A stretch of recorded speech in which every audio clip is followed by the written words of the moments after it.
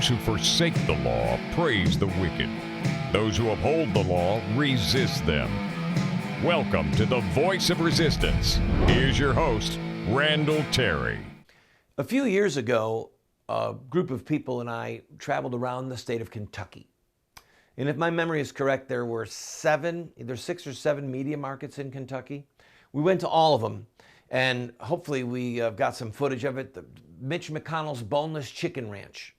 That's what we had, a guy in a chicken suit, and calling Mitch McConnell a chicken because he wouldn't stand up to Kagan, wouldn't stand up to Sotomayor, wouldn't stand for what was right. So we were praising Mitch McConnell's Boneless Chicken Ranch. And I'm only telling you that to tell you that I've had a long history speaking out against his treachery and his cowardice. And once again, it's in front of us. As you may have heard, a week or so ago, he said they don't have the votes to defund Planned Parenthood, so we're not going to deal with it. It's not about having the votes, Mr. McConnell. It's about doing the right thing and leaving the results to the hand of God. I mean, if you want to think politically, then have the moment of debate where everyone looks at Planned Parenthood and the fact that they're helping pedophiles stay hidden, that they're helping pimps with underage sex slaves. Have the debate, have it publicly about them chopping up babies and selling their body parts. I mean, come on. Even if you don't have the votes, let Obama own it. Let Hillary defend it and embrace it. Let these vile, despicable human beings own who they are. All right, I'll stop glancing at this camera. I'll just come back to it, okay? You ready? And now the issue is the Iran nuclear deal, okay?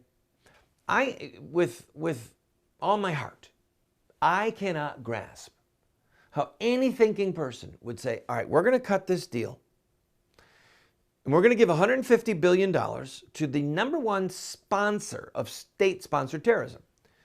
I can't grasp it. Or a deal that says that the Iranians, when we announce we want to inspect, that they have 24 days to prepare for the inspection. Does anyone besides me think that in 24 days you could sweep the floor and get rid of any evidence that, well, no, nothing going on here about enriching uranium for military purposes? Absolutely not. But I want to go back to the money. In American foreign policy, there are states that are designated as certain things. One of the designations that we have is a state sponsor of terrorism, okay? Iran is the number one state sponsor of terrorism. I believe, I'm going by memory here, Iran, North Korea, Cuba, and I think Somalia, or Somalia might be a failed state. I can't remember. Anyway, Iran's the worst, okay? They're taking money out of the public coffer, the government money, and funding terrorism. They're a state sponsor of terrorism, okay? And we're going to give them $150 billion. Does anyone think that maybe some of that money would go to terrorism? Just a little? So I cannot understand how Mitch McConnell would not treat this as a treaty. That John Boehner would not do what Louis Gohmert is asking. In case you haven't heard, I'll go to this really quick. Congressman Louis Gohmert from Texas, who I had the privilege of interviewing a couple of years ago, he has said, look, you guys in the Republican machine, you want me gone, I'll make you a deal. You pass a bill that says we're not going to touch this. It's a Senate matter and it needs to be ratified by the Senate. It's not a House matter. It's a treaty.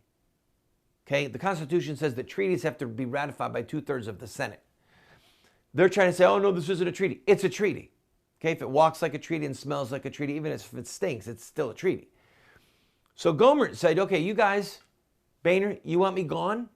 I know you're trying to get rid of me. I'll resign from Congress. I won't run again if you will have this vote that says that this is in fact a treaty and that we're not going to deal with it in the House. So let's see what John Boehner, who's made a career of being treacherous, let's see what Mitch McConnell will do, who's made a career of being cowardly. The Senate needs to treat this like a treaty. I'm asking you to call up your senator. Here's the phone number, 202-224-3121. Get on the phone. If you don't know your senator's name, just say, well, I live in blank state. Please tell me who my senators are. This is a main switchboard number. And they'll tell you and they'll put you through. All right? So we the people still have to hold fire underneath the hind ends of some of our senators and hope, by the way, that we get a little bit more than rump roast. I'll be right back.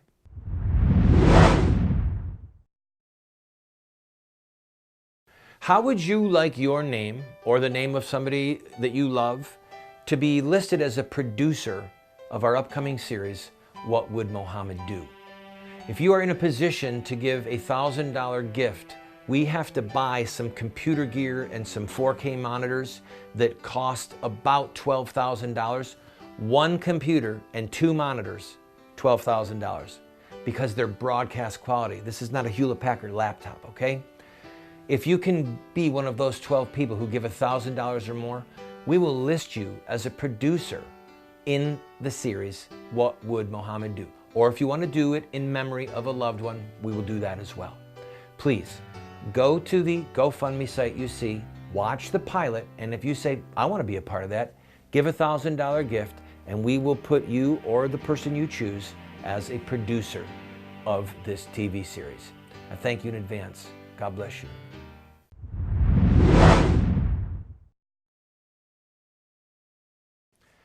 Donald Trump, as you know, is still leading in all the polls, and we've got this big debate coming up. Here's what I want to put to you. I want to give you a little something to think about here. Completely outside of the election, and that is the permanent infrastructure of political consultants. Most of you don't know this, so this ought to be entertaining for you. When you see an ad on TV, how do you think it got there? Well, the campaign hired an agency and said, here's a bunch of money, and I want you to go and make these TV buys, okay? And there are 4 rates, preemptible without notice, preemptible with notice, non-preemptible, and I forget what the 4th one is. So a TV station can give a rate card to somebody in a campaign who's an agent, then they can say, all right, if we could just preempt it whenever we want, then here's what it'll cost you. Oh, and the 4th one is called run of station, ROS. That's even worse. That just means you give them money, and the run of station is, we'll put it up when we want. It's our decision. So that's the worst. Then the next is preemptible, where you buy the 6 o'clock news, but if somebody gives us more money, we get to throw you off, and we don't even have to tell you. Then there's preemptible with notice, which means we've got to call you and tell you that your thing might get thrown off. Do you want to put in the rest of the money and keep it on? Or the 4th one is it's non-preemptible. And those, man, the difference between those rates can be astronomical. I've spent a lot of money doing TV advertising when I ran for Congress and when I ran for president. So we hired an agent. That's what people do. And if the ad costs $100, the agent keeps $15 and gives $85 to the station. That's the way it works, okay? 15%. So there is an infrastructure in this country that does political ad buys. Now, if somebody wants to do $1 million ad buy in, say, Iowa, do the math. How much is the commission for that agency? You got it, $150,000. And there are people who are going to spend 10, 20, 30, $50 million on TV advertising. There's some ad agency people that are going to get really wealthy. All right? So you got the ad agency people. You have people who run mailing houses. These are people who rent lists. Now, we have a list. We do not rent our list. All right? But there are people, it's very common, that, you know, you've given money to XYZ Ministry, and XYZ Ministry, to help its cash flow, they've got 10,000 names on their list, and they go to a list broker, and they say, I'd like to rent my list. And I'm going to rent these names for $0.10 a piece. So 10,000 names at $0.10 a piece means that they get $1,000 for renting the names for one mailing. Okay? And if somebody rents their list once a month, well, that's $12,000 at the end of the year. And some names go for more than that, 12, 15 cents. It depends on the list. The list management company, they get 15%. Yeah, for managing the list. Then you've got the print houses that actually print the letters, okay?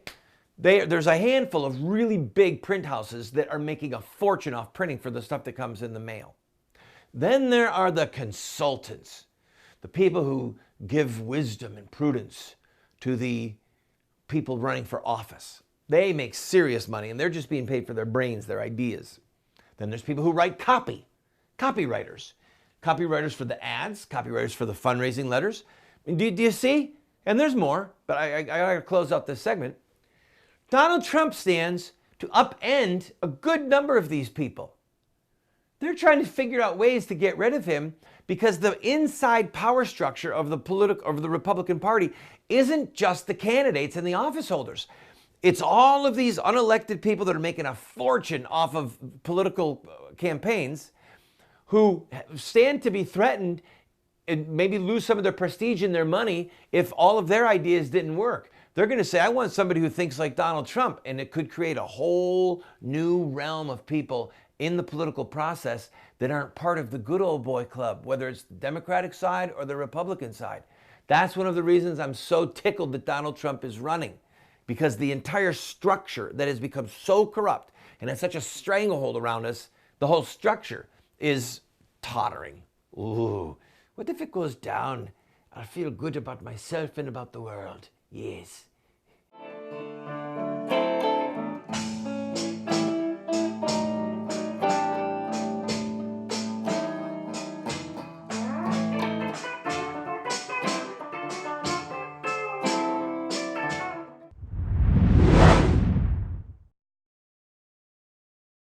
Christians must be involved in government, period. If Christians weren't involved in government, we would not have a United States of America. And there have been brilliant Christian minds over the centuries, such as John Locke, who is called the philosopher of American liberty. He was quoted by Clarence Thomas in his recent dissent on the homosexual marriage decision. If we don't understand John Locke, we don't understand the founding of America. I want to send you this book and my book, The Sword, subtitled The Blessing of Righteous Government and The Overthrow of Tyrants. I want to send you these two books for a gift of whatever you can afford. Pay the $8 shipping and handling, which does not cover our costs, and then give a gift of whatever size you want, and we'll send you these books. If you cannot afford anything but the $8, can't even afford that, write us a note, and we'll send them to you for free. I want you to have these books so that you can be better equipped to fight in the political arena. Come on, order them today.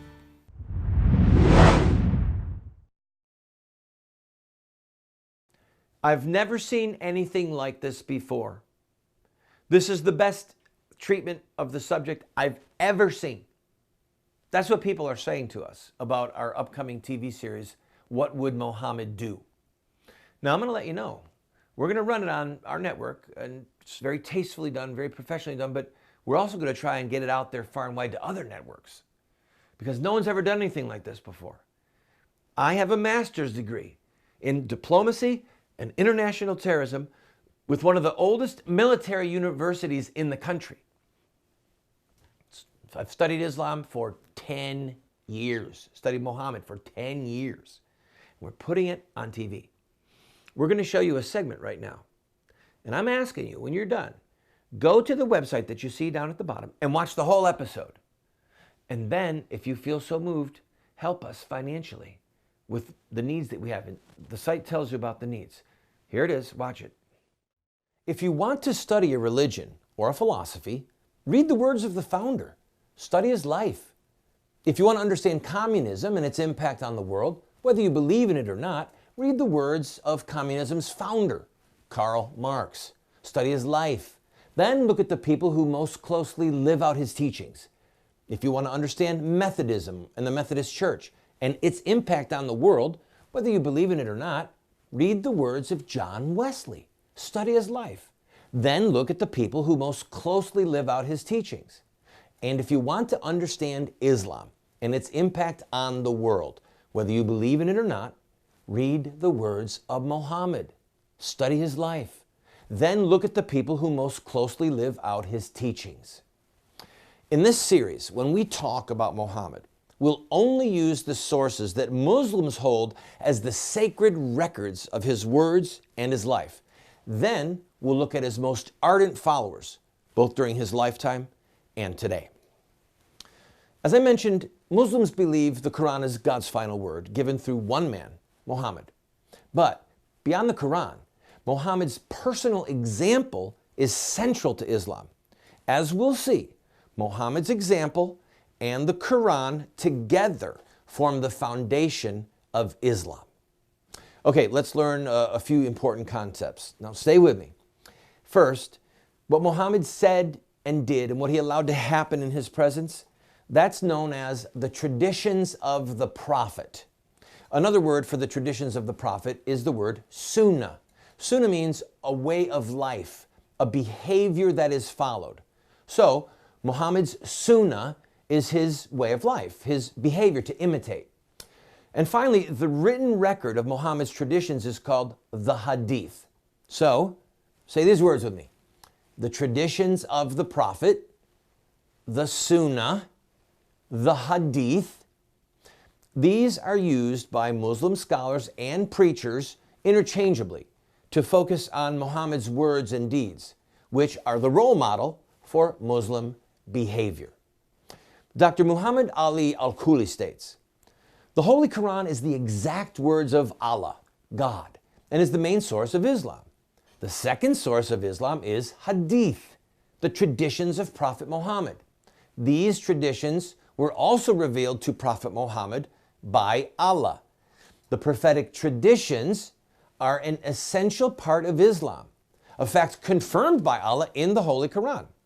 A Muslim is to obey Allah through abiding by the Holy Quran and abiding by the prophetic traditions. You see it? Obeying the Quran and Muhammad's traditions, his example, is how a Muslim obeys Allah. Islamic scholar S.A. Negosian explains, from the very beginning up to the present day, the words and actions, sunnah, trodden path of the Prophet Muhammad have served as the ideal model for all Muslim believers to emulate. For more than 1,300 years, Muslims have modeled their lives after their Prophet Muhammad. They awaken every morning as he awakened. They eat as he ate. They wash as he washed. The presence of the Prophet is felt, as it were, in a tangible way, as much through the hadith, that's the record of Muhammad's words and deeds, as much through the hadith as through the Quran. Muhammad's example, his traditions, his sunnah, is so central that it's the foundation, not just for personal behavior, but the foundation of entire Islamic governments, governments that America claims as allies. For example, the Constitution of Saudi Arabia, our supposed ally, states, the Kingdom of Saudi Arabia is a sovereign Arab Islamic state with Islam as its religion. God's book and the Sunnah of his Prophet are its constitution. Government in Saudi Arabia derives power from the Holy Quran and the Prophet's tradition. The courts will apply the rules of the Islamic Sharia in accordance with what is indicated in the book and the Sunnah. And Pakistan, where Osama bin Laden was harbored for years, says in its constitution, Muslims shall be enabled to order their lives in the individual and collective spheres in accordance with the teachings and requirements of Islam as set out in the Holy Quran and Sunnah. All existing laws shall be brought into conformity with the injunctions of Islam as laid down in the Holy Quran and Sunnah. Other Muslim governments say the same thing about Muhammad's example. And by the way, the Quran itself says of Muhammad, indeed, in the messenger of Allah, you have a good example to follow. And he who obeys the messenger has obeyed Allah. And to give you one illustration of how Muhammad's example, his sunnah, is the inspiration of lone wolves, look at what the Chattanooga killer wrote to fellow Muslims just before he killed those American servicemen. He tried to inspire fellow Muslims to join him in jihad. So what did he say? Take your study guide, the Quran and Sunnah. He knew that his inspiration for the murders he was about to commit came from the Quran and the Sunnah, Muhammad's example. But there's something we must understand. Muhammad's traditions, his sunnah, are not in the Quran. One mistake we in the West make is we think we can read the Quran and understand Islam. That is simply not so. So if we are going to understand Islam, where do we turn?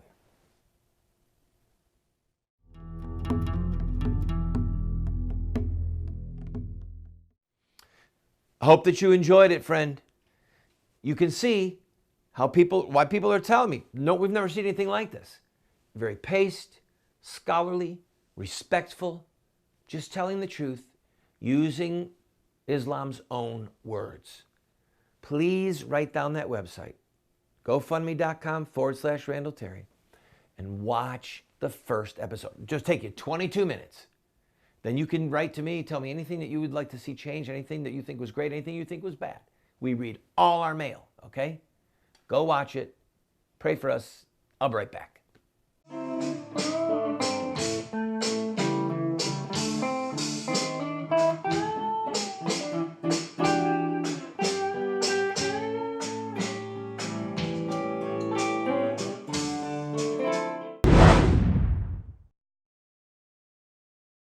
Friend, this TV show represents a mission.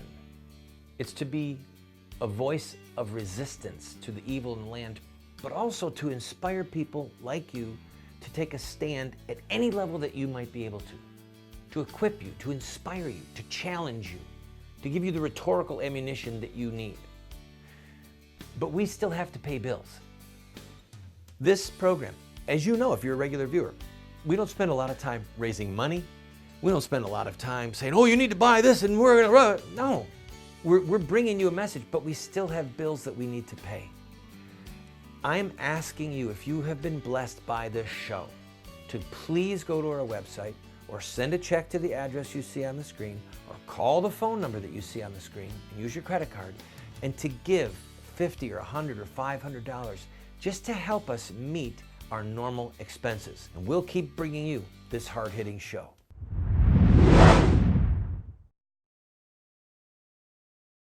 We get letters pretty frequently saying, Randall, we're so glad that you're saying what you're saying. I wish I could do it. I'm afraid. Listen to me for a minute, would you?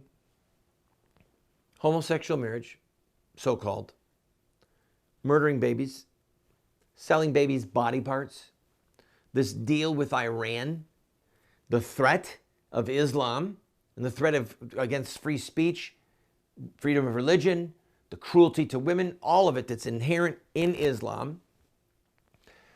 These are critical life and death issues in our day. So not everyone gets a chance to sit in front of a TV camera. I get that. And it's a frightening responsibility. But here's what everyone can do. Unless you've literally lost the ability to move your hand or you're mute and you can't talk, you can speak. One of the greatest evils of our generation is political correctness, tolerance, diversity training. Now, please don't misunderstand me. We need to be tolerant of things that are just different than we like. I'm not talking about that. If you tolerate murder, then something's wrong with you. If you tolerate people getting their throat cut, something's wrong with you. That's when we're supposed to be intolerant.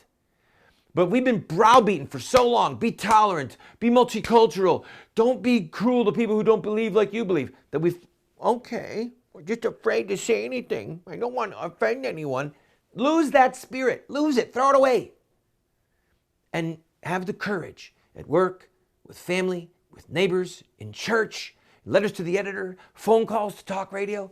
Have the courage to just say, abortion is murder. Homosexual marriage is a crime against God and man. It's an abomination.